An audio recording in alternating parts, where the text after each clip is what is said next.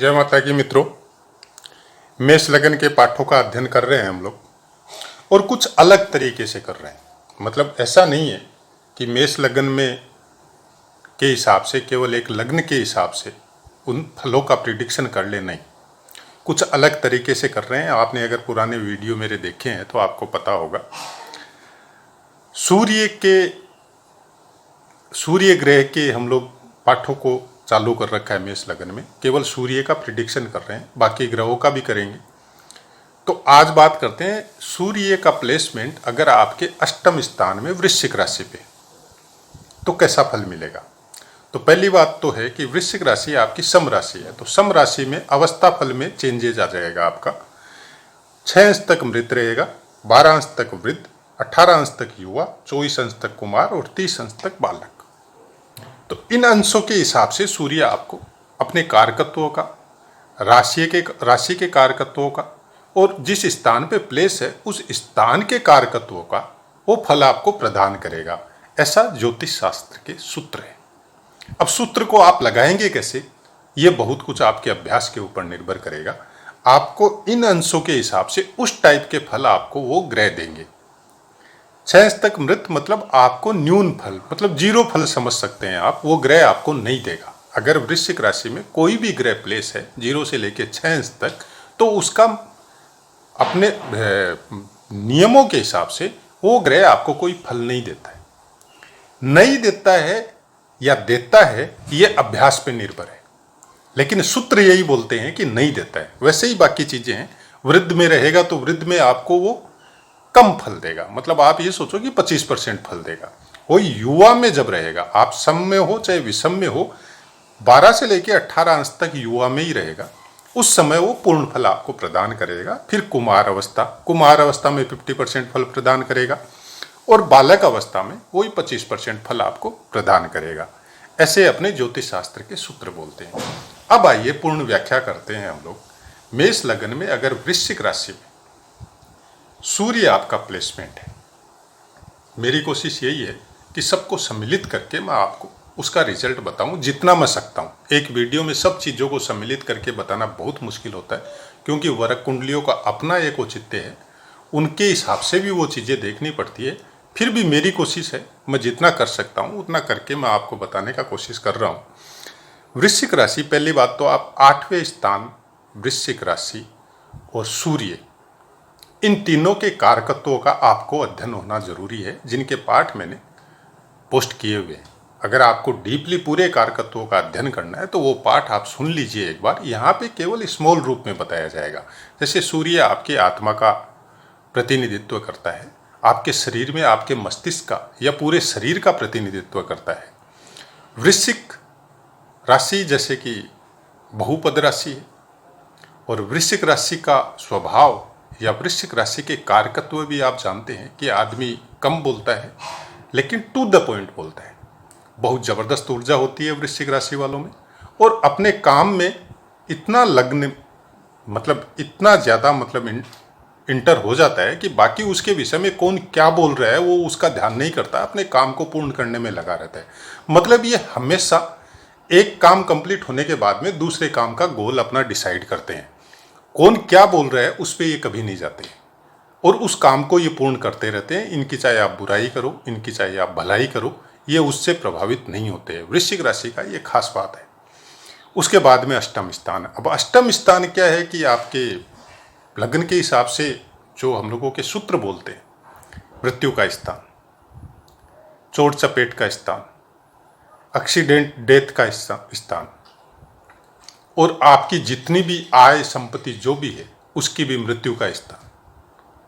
मतलब हर तरीके से अष्टम स्थान को गलत बताया गया है। कुछ अच्छी चीजें बताई गई है, पुरातत्व ज्ञान, रहस्य ज्ञान, गुड विज्ञान, गुप्त विद्याएं, तंत्र मंत्र, ये सब का स्थान भी अष्टम स्थान है। अब अगर सूर्य यहाँ प्लेस होता है वृश्चिक राशि में, अब आप देखिए, थोड़ा सा सोचिएगा, वृश्चिक राशि अपने काम में लगा रहता है। मतलब वृश्चिक राशि में अगर सूर्य अष्टम स्थान में है और पूर्ण बली है, तो ऐसा आदमी पुरातत्व से कनेक्टेड हो सकता है, ऐसा आदमी ज्योतिष से कनेक्टेड हो सकता है, ऐसा आदमी तंत्र मंत्र में जा सकता है, और ऐसा आदमी पुरातत्व जो रहस्यपूर्ण जो खोजें होती है उसमें जा सकता है।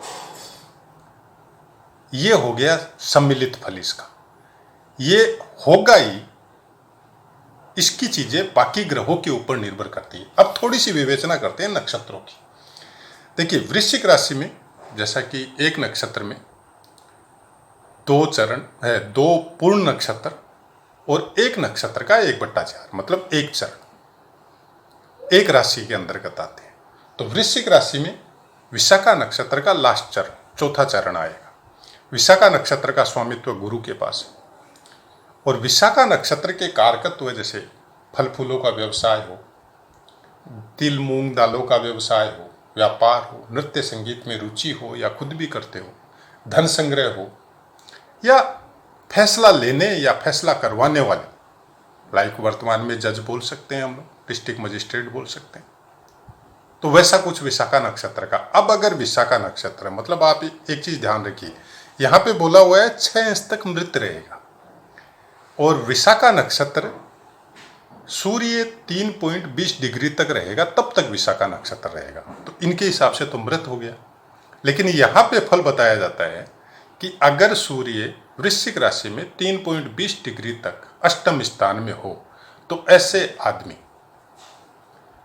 अपने धन के प्रति बहुत ही ज्यादा, मतलब अग्रेसिव रहेंगे, अपने काम के प्रति बहुत ज्यादा अग्रेसिव रहेंगे और जो फैसले ले लिए उनसे कभी नहीं हटेंगे। व्यापारी भी हो सकते हैं अगर बाकी ग्रह सपोर्ट करे तो, और बहुत ज्यादा धन कमा सकते हैं। मतलब धन की विशेष लालसा अगर विशाखा नक्षत्र में हो और गुरु का प्लेसमेंट अच्छा हो तो अष्टम स्थान का सूर्य आपको देख के जाएगा। उसका कारण क्या है? आप देखिए, सूर्य वृष राशि को देखेगा, दूसरे स्थान को देखेगा। अब दूसरे स्थान को और 12वें स्थान को सम बोला जाता है। वहां पे अगर कोई ग्रह पहले से प्लेसमेंट है तो एक अलग बात है, अगर नहीं है तो सूर्य उस ग्रह को पूर्ण दृष्टि से देख के अपने 5वें स्थान, मतलब सिंह राशि का स्वामित्व सूर्य के पास है और 8वें स्थान का कारकत्व शनि के पास है। तो शनि की सिचुएशन अच्छी होनी पड़ेगी और वहां पे गुरु की सिचुएशन अच्छी होनी पड़ेगी, क्योंकि गुरु के नक्षत्र में है। शुक्र की सिचुएशन अच्छी है या नहीं है उसकी इतनी जरूरत नहीं है, लेकिन गुरु और शनि की सिचुएशन आपको अच्छी होनी पड़ेगी। तो ऐसे आदमी बहुत ज्यादा धन कमाता है और अपने कामों के प्रति इतना सजग रहता है कि इनको पहचानना बहुत मुश्किल होता है कि ये कौन से समय में क्या काम करेंगे। जब तक इनका काम पूर्ण नहीं होता है किसी को खबर या भनक लगना बहुत मुश्किल होता है। अब आगे बढ़ते हैं। दूसरा नक्षत्र आएगा 3.20 डिग्री के बाद में 16.40 डिग्री तक अनुराधा रहेगा। चारों चरण रहेंगे। अनुराधा नक्षत्र के देखिए कारकत्व है, जैसे कोई पार्टनरशिप करवानी हो या 2 दलों में आपस में संधि करवानी हो, वास्तुविद या वास्तुकर्म करने वाले, या फिर नेता, हंसी मजाक में भी कुशल होते हैं ऐसे इंसान, यात्रा प्रिय, और कुछ स्वीट चीजों के व्यापारी भी हो सकते हैं या लीडर भी हो सकते हैं, बड़ी बड़ी पार्टियों के कर्ता धर्ता। ऐसा कुछ कारकत्व अनुराधा नक्षत्र का होता है। अब ये देखिए, अनुराधा नक्षत्र का स्वामित्व शनिदेव के पास है और उसी नक्षत्र में मतलब 16.40 डिग्री तक अगर सूर्य देव यहां विराजमान हो तो यह संपूर्ण फल यहां पे प्रदान करता है। उसका कारण क्या है? आप देखिए, 5वें स्थान के स्वामित्व, सिंह राशि का स्वामित्व सूर्य के पास है, तो विद्या बुद्धि ज्ञान का भंडार, और उस विद्या बुद्धि ज्ञान के भंडार से अगर वो लीडर बनता है, अगर वो पार्टीबंदी करता है, अगर वो कोई स्वीट चीजों से संबंधित कोई कार्य करता है, व्यवसाय के लिए या स्वीट चीजों से कार्य करने के लिए शनि और शुक्र को देखना बहुत जरूरी है, क्योंकि स्वामित्व अनुराधा नक्षत्र का शनिदेव के पास है। तो शनिदेव का अगर योग आपकी जन्म कुंडली में बहुत अच्छा है और शनिदेव अच्छी जगह विराजमान है, तो फिर यहाँ पे सूर्य का मतलब आप सोच नहीं सकते। सूर्य आपको राज्य मंत्री, बहुत बड़ा पद, प्रतिष्ठा, सब कुछ दिलवाता है। और एक समय ऐसा भी आता है कि ऐसे आदमियों को विरोधी जो होते हैं वो भी आके नतमस्तक होते हैं, क्योंकि ये सब अनुराधा नक्षत्र के कारकत्व सूर्य के साथ अगर सम्मिलित हो जाते हैं तो फिर इनकी जो उग्रता है इनकी जो काम करने की शैली है कि निरंतर करते रहो, उसमें कुछ ठहराव आता है। मतलब बहुत सोच समझ के करते हैं, बहुत धीरे धीरे, मतलब एक एक पैर जमा के कि नीचे वाली जमीन वापस अगर उतरना पड़े तो खिसके नहीं, इस तरह से करेंगे फिर। क्योंकि शनि स्लो मोशन का ग्रह है, तो ये अपने कारकत्व जब सूर्य के साथ मिक्स करेगा तो फिर सूर्य का प्रभाव जो है बहुत जबरदस्त और बहुत सॉलिड होगा। मतलब इनको हिलाना या इनको डिगाना बहुत मुश्किल होगा। ये प्रोग्रेस भी करेंगे तो अचानक नहीं करेंगे, चाहे पार्टी बंदी हो चाहे लीडर हो, ये बहुत धीरे धीरे करेंगे, बहुत सोच समझ के। मतलब जिस जगह से ऊपर उठेंगे उस जगह में चारों तरफ अपने आदमी रख के फिर आके जाएंगे, तो वो नीचे वाले आदमी हमेशा इनका सपोर्ट करते रहेंगे। ऐसा अनुराधा नक्षत्र का स्वामित्व होने से सूर्य को यहाँ पे इस जगह में फल प्राप्त होगा। अब आगे बढ़ते हैं। इसमें ज्येष्ठा मतलब 16.40 डिग्री के बाद में 30 अंश तक ज्येष्ठा नक्षत्र रहेगा, चारों चरण रहेंगे उसके। ज्येष्ठा नक्षत्र का देखिए स्वामित्व बुध देव के पास है। ज्येष्ठा नक्षत्र के अंतर्गत क्या आता है?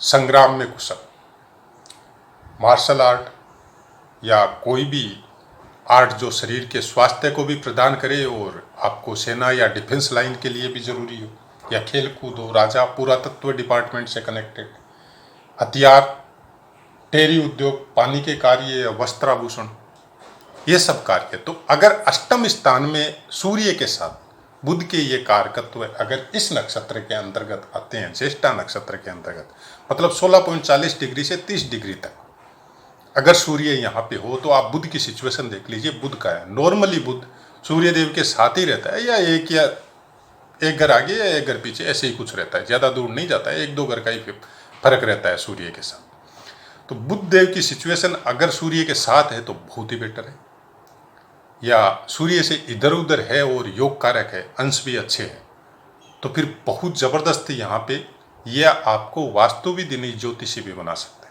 या आपको तंत्र मंत्र में महारत हासिल करवा सकता है।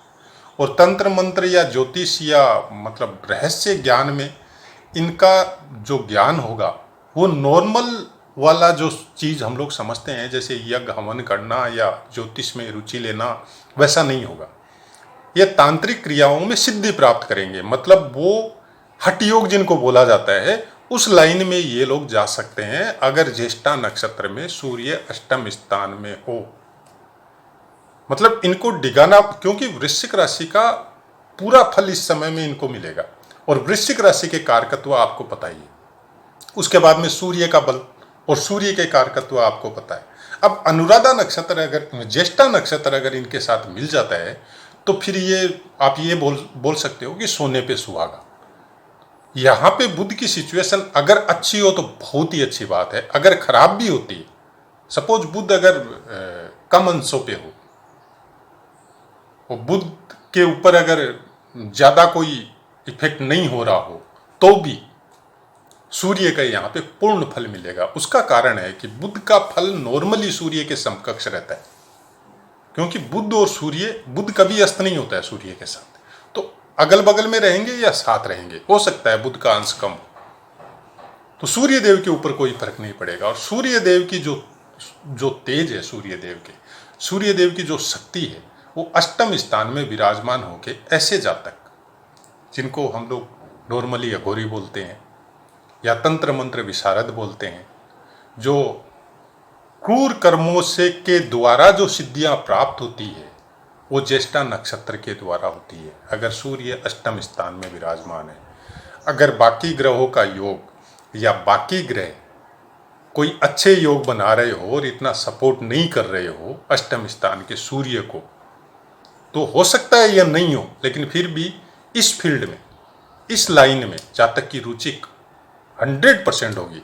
आप अभ्यास करके देख लीजिए, और हो सकता है इस टाइप का फल कोई बताता भी नहीं हो, या बुक में तो मिलेगा ही नहीं, क्योंकि मैं सम्मिलित करके बता रहा हूँ और बहुत कुछ अभ्यास से मैंने देखा है, तब मैं ये आपको बता रहा हूँ।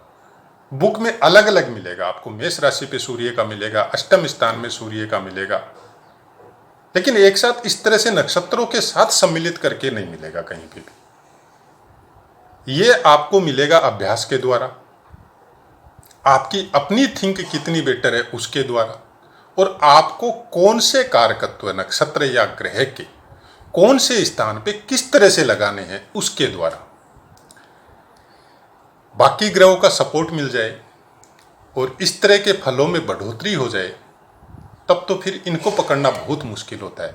खासकर अगर शुक्र का सपोर्ट हो या गुरु का भी सपोर्ट हो तो हिप्नोटाइज, मेस्मेरिज जबरदस्त सफलता देता है। मतलब इनकी आंखों में आप देख नहीं सकते। इनको अगर अच्छा गुरु का ज्ञान मिल जाए और अच्छी गुरु की दृष्टि होने के बाद में अच्छा गुरु का कोई सानिध्य इनको मिल जाए तो फिर ये बहुत प्रोग्रेस करेंगे, अपने आत्मा की भी, खुद की भी, पब्लिक की भी, जनता की भी, सबके लिए भला करके रहेंगे और खुद भी बहुत हाई लेवल के, मतलब चाहे पंडित बोल लो, चाहे तांत्रिक बोल लो, चाहे कर्मकांडी बोल लो, चाहे आप विद्वान बोल लो, चाहे आप ज्योतिष बोल लो, बहुत अच्छा फल यहाँ पे सूर्य देव का मेष लगन में अष्टम स्थान में रह वृश्चिक राशि के ऊपर रहने से इस तरह का फल आपको प्राप्त हो सकता है। इसको आपको अभ्यास में देखना बहुत जरूरी है। आप नॉर्मली ऐसे फल कि सूर्य देव का आपको फल बता दिया, बुक में भी लिखा हुआ है कि भाई पंचम स्थान का स्वामी अगर अष्टम स्थान में बैठता है या सूर्य देव अष्टम स्थान में बैठता है तो नॉर्मली अच्छा फल नहीं लिखा गया है। तो उससे भ्रमित ना होके आप इस चीज को अभ्यास में समझ के देखिए, तब आपको पता चलेगा कि कैसा फल होता है। तो आशा है मित्रों आपको पाठ समझ में आया होगा। पाठ से संबंधित कोई भी कमेंट हो आप कमेंट कीजिए, 100% यथाशक्ति मैं आंसर देने का कोशिश करूंगा। अगर नहीं भी दे सका और प्रश्न आपका इस टाइप का है कि थोड़े शब्दों में आंसर देना मुश्किल है, तो मेरी कोशिश रहेगी कि मैं आपकी शंका का समाधान करते हुए कोई वीडियो पोस्ट करूं। तो अपनी वाणी को विराम देता हूं और आप सबसे आज्ञा लेता हूं। जय माता।